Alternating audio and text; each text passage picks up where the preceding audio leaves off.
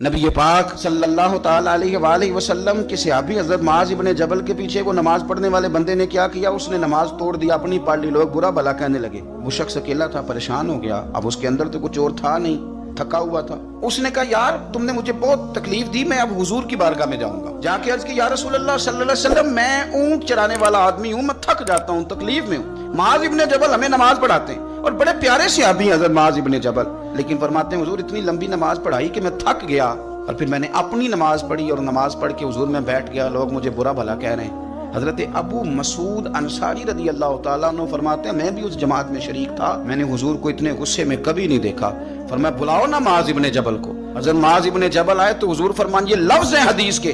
हुजूर फरमाने लगे, किसने इजाजत दी इतनी लंबी नमाज पढ़ाने? फरमाया, मैं लोगों को दीन के करीब करता हूँ, तू दूर करता है। फरमाया, ज्यादा से ज्यादा तूने पढ़नी हो तो सूरह शम्स पढ़ लिया कर, सूरतुल दुहा पढ़ लिया कर।